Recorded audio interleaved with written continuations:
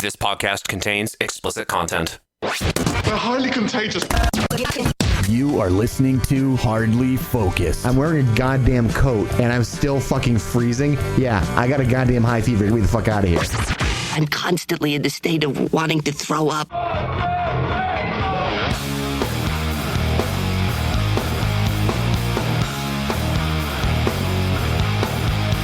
We're Hardly Focused, and you can get us at hardlyfocused.com, and we're on all of the podcast apps. Just search for Hardly Focused. We're on YouTube at hardlyfocused.com/YouTube. This episode with Chris Fro and Nate Fillers. My name is Jack Hill, and technical quandaries and curiosities abound for this episode. See if he can point them all out.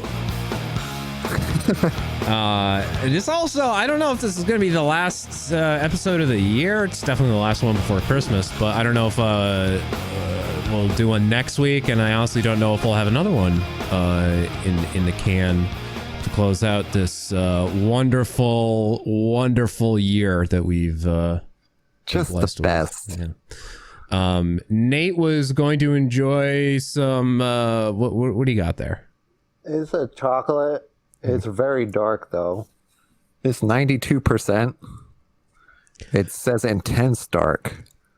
Moonlight mystery, mystique. Ooh. Let's just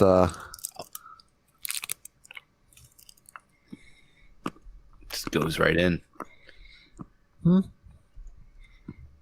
Yeah. Yeah, nothing. It's tastes like dirt.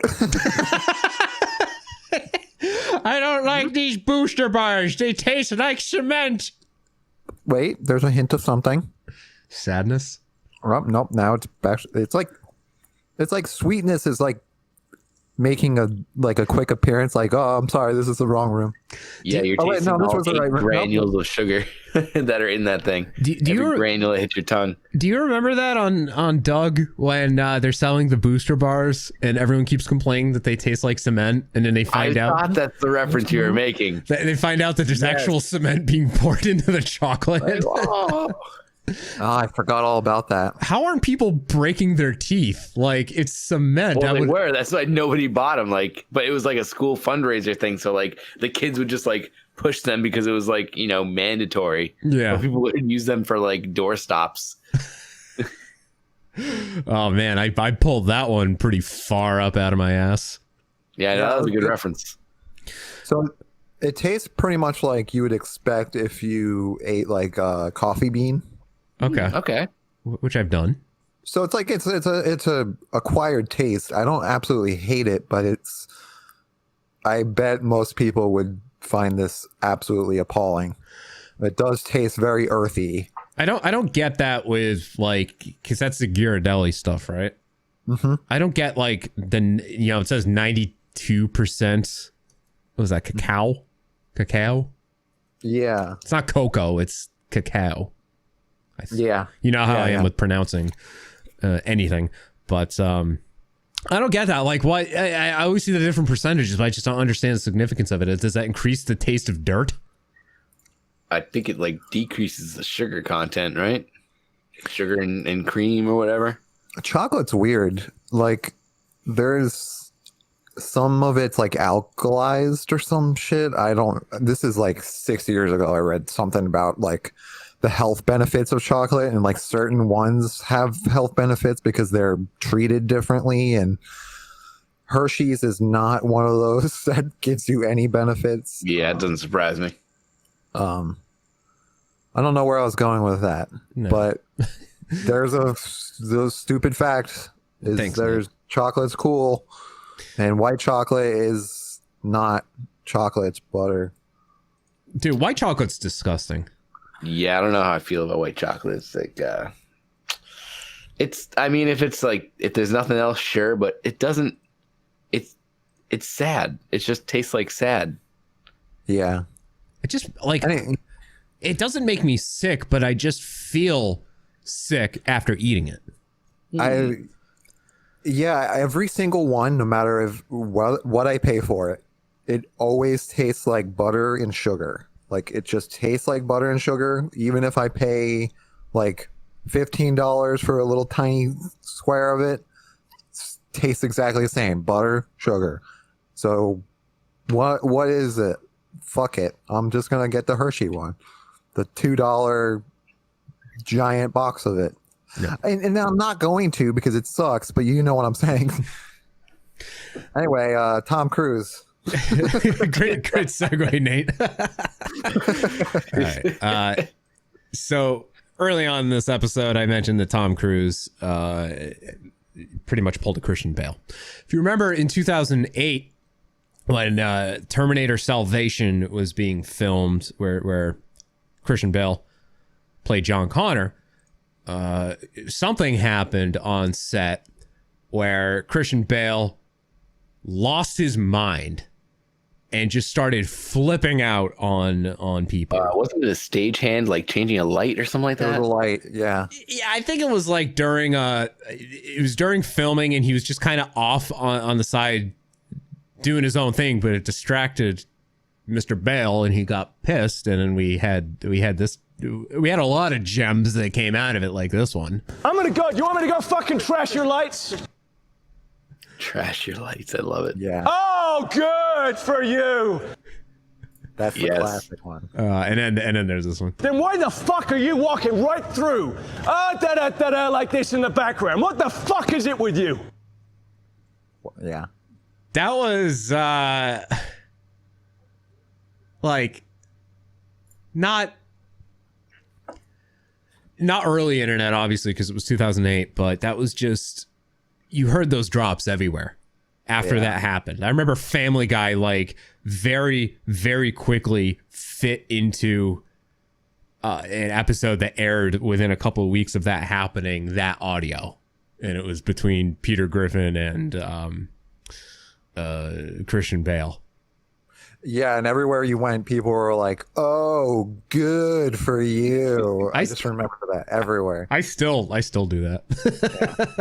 Yeah. And I always think of this one too. I'm gonna fucking kick your fucking ass. You know, shut up for a second, all right? Yeah. And now then we have a new one. A few years ago, and I'll spoiler alert, this is totally fake. But Dennis Quaid did something similar. Oh yeah, but it was fake. But you still got some gems out of that one. I've got these fucking zombies over here that I have to look at. I have a bunch of pussies staring at me, and this fucking baby. And then it turns out that there were actually like a couple of zombie figures on set, a couple of cats, and someone's baby. He was not being facetious. I can't even get a line out until Dopey the Dick starts whispering in your ear and you're not even watching anymore. He tried. I would say that was a swing, and I think he got to first base, but like the bat flew out of his hands when he swung. Yeah, there were casualties. So that brings us to Tom Cruise, who is a Scientologist, and just an overall odd person who takes things very seriously. He gets very heavily invested into all of his roles, and they're filming Mission Impossible 45 right now. 45. Where, much like the entire movie industry, it has been heavily affected by the coronavirus pandemic, and they have to take certain precautions and whatnot on set. And Tom Cruise saw a couple of, I guess, stagehands, a couple of production people who were standing a little too close to one another, a little too close for Mr. Cruise's liking. So someone started recording this after it began, but Tom lost his mind. And here is 2 minutes and 30 seconds of Tom Cruise freaking out. And I'll preface this by saying there is no uncensored version I can find of this. It was censored when it was posted. So here we go. We are the gold standard. You're back there in Hollywood making movies right now because of us. Because they believe in us and what we're doing. I'm on the phone with every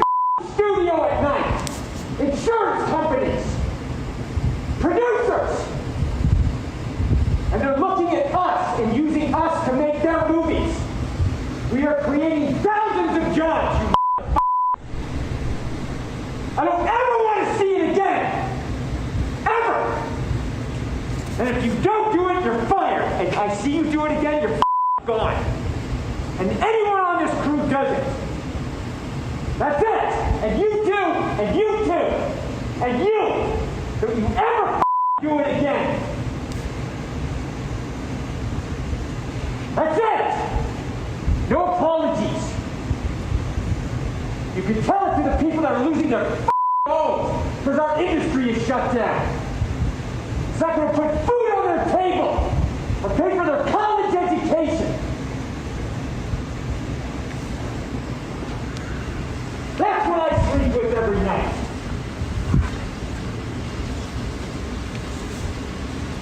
And the future of this industry. So I'm sorry, I'm beyond your apologies. I have told you, and now I want it. And if you don't do it, you're out. We are not shutting this movie down. Is it understood? If I see it again, you're gone. And so are you. So you're going to cost him his job. And I see it on the set, you're gone. And you're gone. That's it. Am I clear? Do you understand what I want? Do you understand the responsibility that you have? Because I will deal with your reason. And if you can't be reasonable, and I can't deal with your logic, you're fired. That's it. That is it.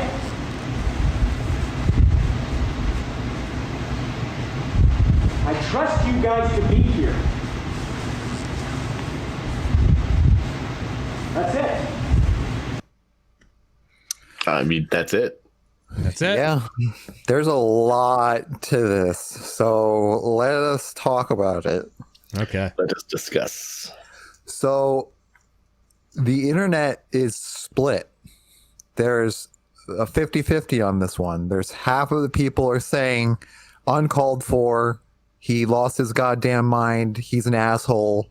Other people are saying good for him, he's standing up for, like, he had a point, he had a real reason. It wasn't like Mr. Bale who was mad about a light. Very true. It was, so it's weird because I see both perspectives on this one. Yeah. So I'm very interested in where you guys come. I'll let you take it first. All right. Well, so I agree. There's definitely two sides of this.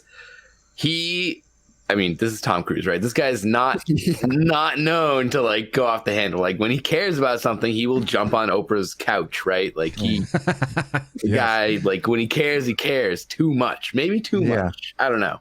I mean, maybe that makes him what he is. I don't know.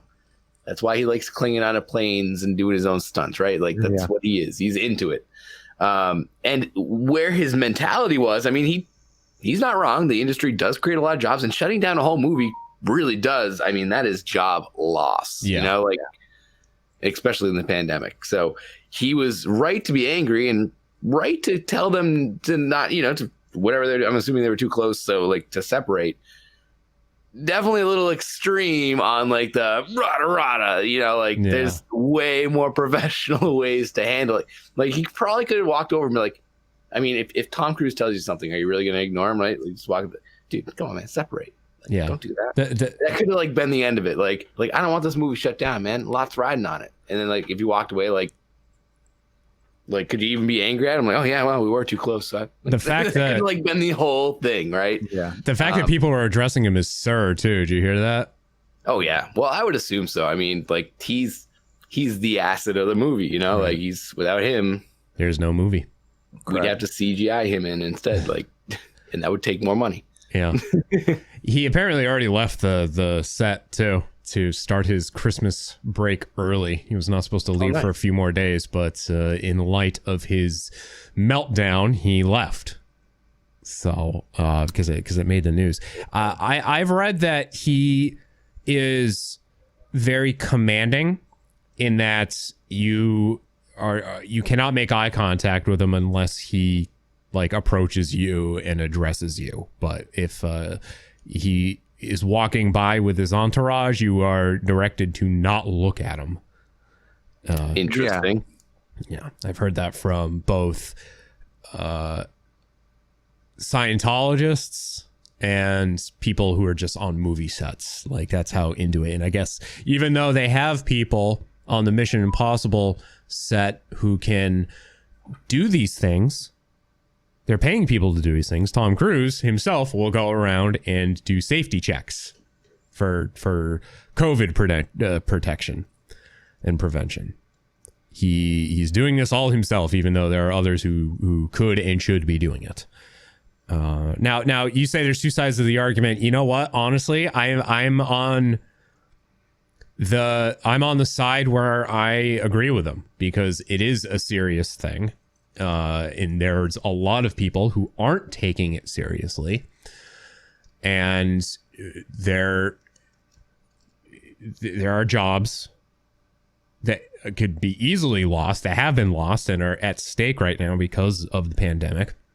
But it's also, it's so easy to catch COVID that, and they're the people, like Kate has this argument where it's like, oh, it's the flu, and it really affects those who are high risk and the elderly, and like, yeah, okay, but then there's other people out there who are healthy that get COVID and they end up being fucked for life now. They've gotten over it, but now they have like irreversible lung damage and things like that. Like, it's serious, and people need to take it seriously. And yeah, there's a lot that aren't, and I can see him being frustrated over it. It's just a generally stressful time, and he, I think, has every right to be concerned and stressed and needing to stress the importance to people of how big this is, how fortunate they should even be to be able to continue filming a movie during this whole thing. Yeah, I don't think his approach was great. I mean, he's going to be a mockery now for the rest of our existences, just as Christian Bale will forever be remembered for flipping out. Yeah. And now Tom Cruise is going to now be remembered for, hey, remember when Tom Cruise lost his shit on the Mission Impossible set? Like, okay, this is like the fourth thing I'm going to remember about Tom Cruise for the rest of my life, because I mean, he's pretty, like, he's a Scientologist. He jumped on Oprah's couch. He freaked out on some stagehands. Like, yeah. He does his own stunts, and he's like that Mission Impossible guy. Like, everything about him's like one of those things I'm going to remember. That's like a credibility thing too, right? Like, so over the top. Yeah, like Christian Bale. You know, look at him. I mean, the way he gets into roles, the fluctuations in weight. After that freak out, though, I could see why he got the role for American Psycho. Well, that came that came before the freak out. It was before the freak out, but I'm just saying, like, if that's his personality, like when he's not acting, yeah, he clearly has the kind of personality to go into like a straight psycho role. You should see Vice, where he plays Dick Cheney, where he gained like 150 pounds for it. Yes. Yeah. It's tough acting. Like, I feel like a lot of people take it for granted, but like you have to like really get to like an emotional spot, and like when something pulls you out of that emotional place, it is incredibly frustrating. Just explaining that, don't think it really excuses any sort of the situation. I do agree with you guys that I don't think Mr. Cruise was out of hand as much as he was making a very good point. And I think that says a lot, because a lot of the internet thinks he's just fucking insane and he's crazy, and a lot of people don't like him, and yet they're saying, I agree with the guy.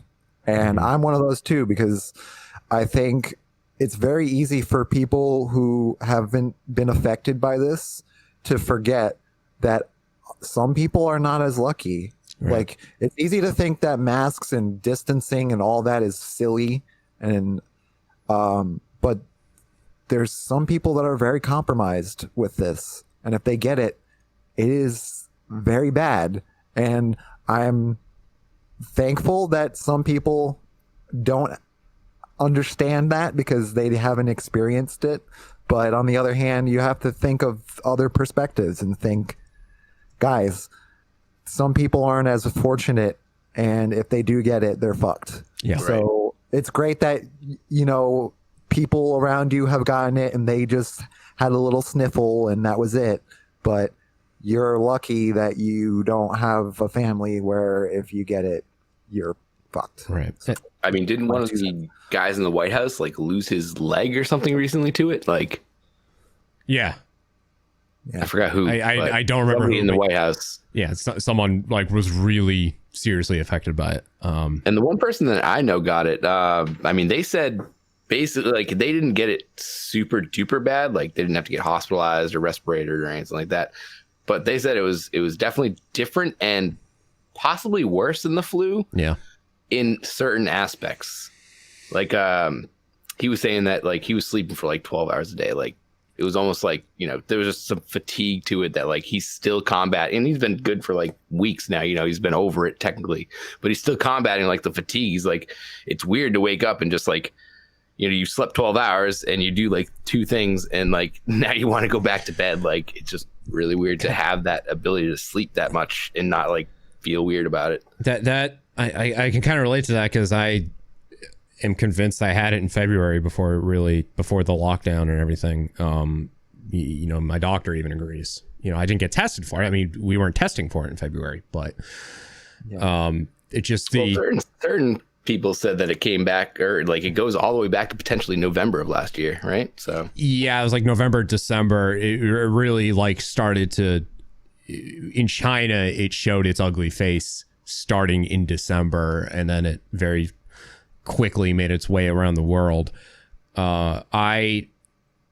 Again, the sickest I've ever been, and it's either I have diabetes or I'm just like still 10 months later reeling in from the effects of it, because like I can speak to that fatigue feeling. But at the same time, I know people who tested positive and didn't have any symptoms. So right, completely asymptomatic. Some people are. Yeah, it's just weird how it happens. Yeah, I think that's what's different about it than it being just the flu. Is it's way more contagious and way more like we don't have as much information about it because we're still learning things about it to this day. Like there's so many anomalies that go towards this that even how many months into it are we?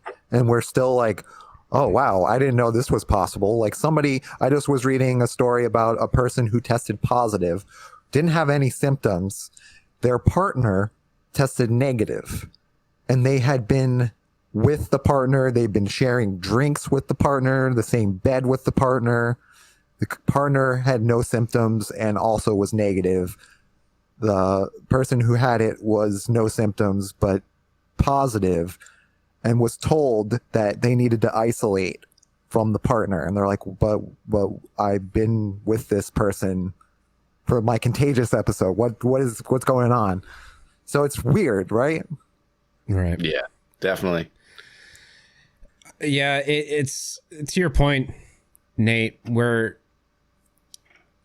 in a spot now, and we've been in a spot where it's still a new virus, right? Like it's something that we've never seen before. The way that it spread around the world, pretty much the damage is done. You know, no one knew how to react to it. There was no cure for it.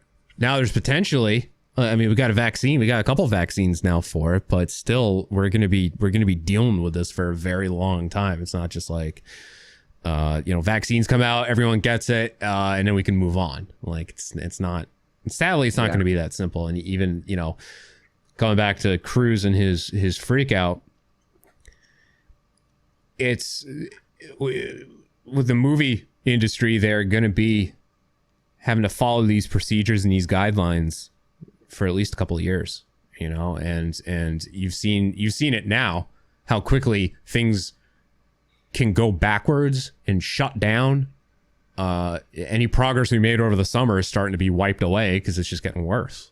So people need to take it seriously. And there's a lot of what I see now are people just like, they're upset and they're ripping on, in Massachusetts, they're ripping on the governor and the mayor of Boston because of their reactions. And then in other parts of the country, they're ripping on the like the governor of Florida for not doing anything, right? Right. Like, It's so weird, man. yeah, it's people are like leave the restaurants open, let us go to gyms.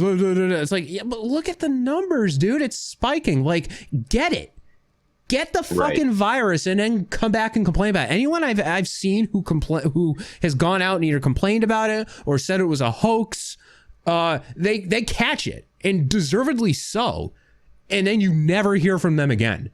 Yep. And it's not because they're dead, it's because their foot is now jammed down their throat because they realized, hey, guess what? This is real. I got it. It sucks. Yeah. And like, what was the place that I heard on, like, somebody reversed their mask order? Like, they were not strict about masks or something, and then they enforced it. And they found that the places that enforced masks did better than the places that didn't. So then Fox News actually said, so I guess masks work. And that was like 2 weeks ago. Who'd have thunk it? Really? Who'd have thunk it? So, yeah, I it's weird for me because when Tom Cruise was yelling, that's how I feel sometimes. When people just don't want to wear a mask and they think it's no big deal. It's like, you are complaining that things are shut down, but you refuse to do the things that are going to make things better. Right. So it's so annoying that they're complaining like, the economy is doing bad. It's like, well, we could have fucking been open. We could have been better if we just fucking anyway. How's it going? Well, I am starting to see bands, they're starting to announce tour dates that they rescheduled for next year. Yeah, they're starting to reschedule them again for 2022, which, yeah, no shit. we're not gonna be back. There might be some semblance of normal by like next summer, but like, that's just assuming that half the U.S. population gets vaccinated. So. Yeah, can I take a moment and put an actual positive spin on this? Yeah, like different. Yeah, different. What do you think the next few years are going to look like for the music? Like, you got to imagine, like, these bands aren't touring, so they got to be writing some stuff, and they haven't released it probably because it's a bad time to release. Like, you can't tour, so usually you write a bunch of material, you put out an album, and then you tour that album. So I would imagine that there are tons of bands who have written a lot of stuff, and they just haven't put it out yet because they can't market it.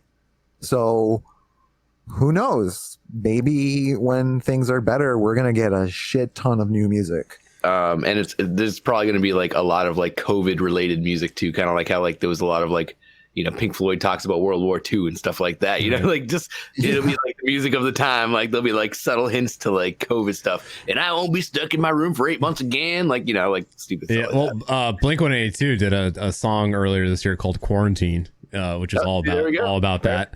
The first surprise Taylor Swift album that we got this year was very heavily influenced by her being in lockdown, and you can hear it too. It's just it's very soft and ambient compared to her other stuff.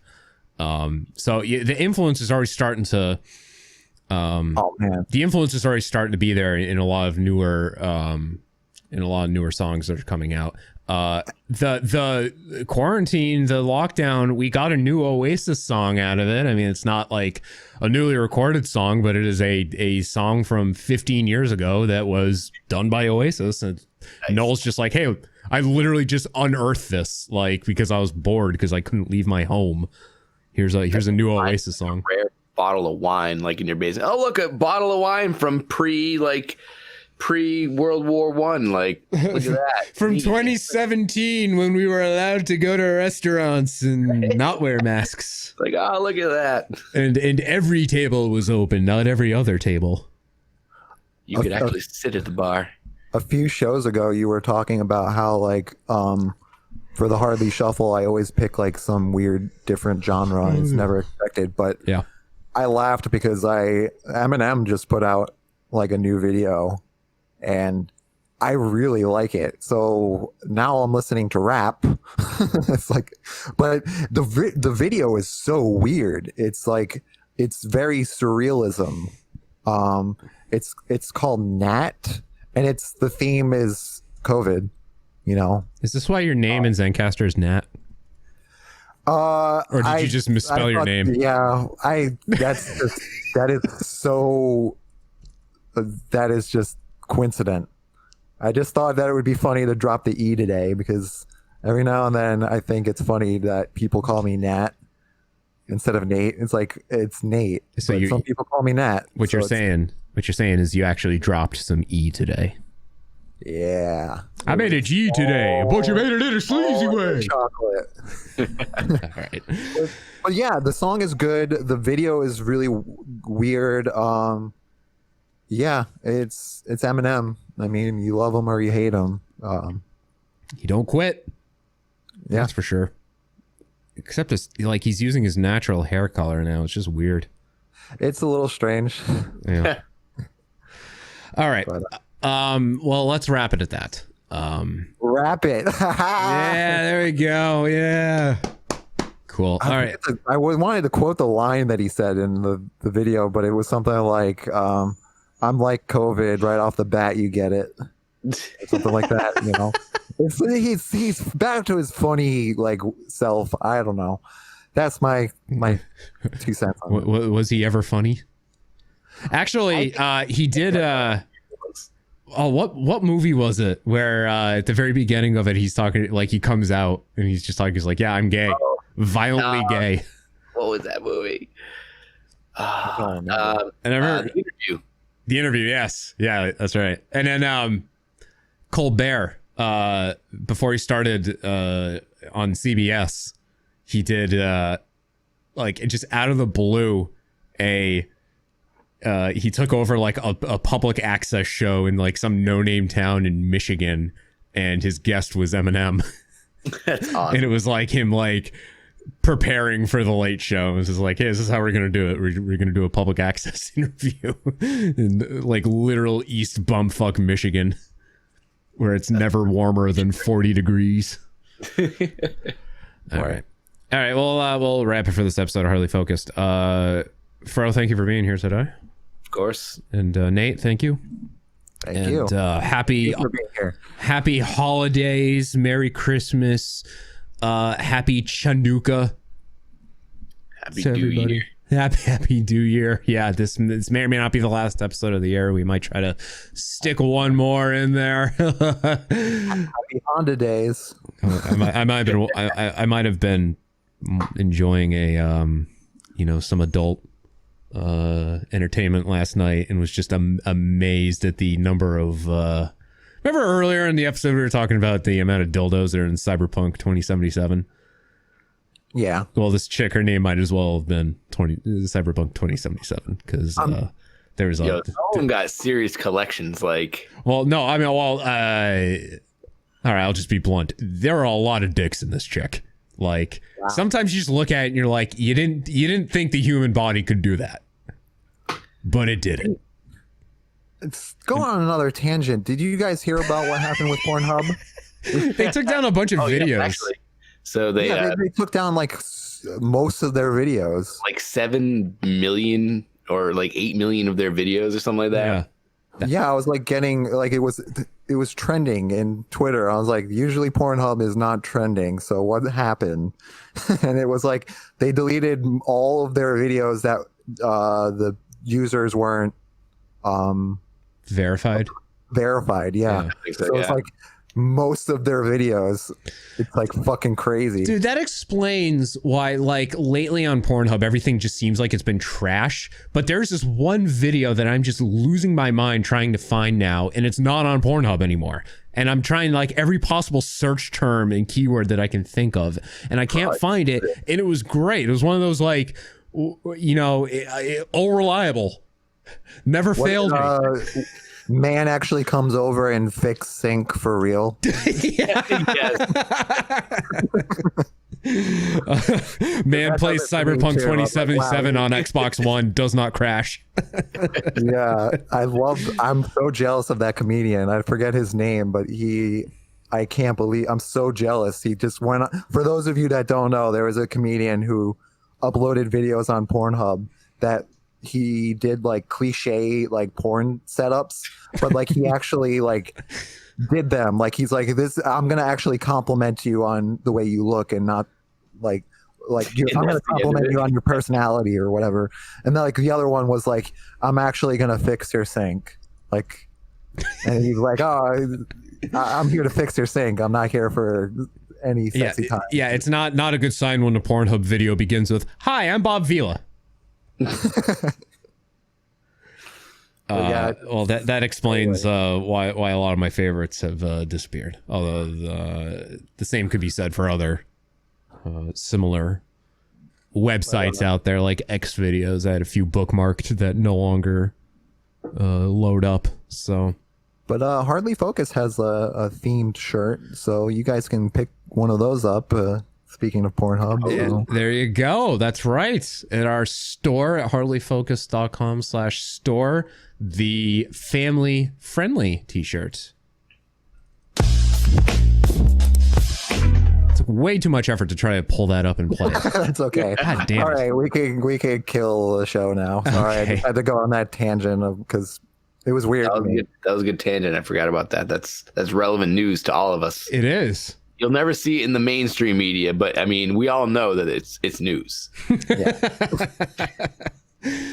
All right. Well, thank you both. Again, have a happy holiday week ahead of you. And for the rest of you, we'll talk at you next time. An important public service announcement coming up.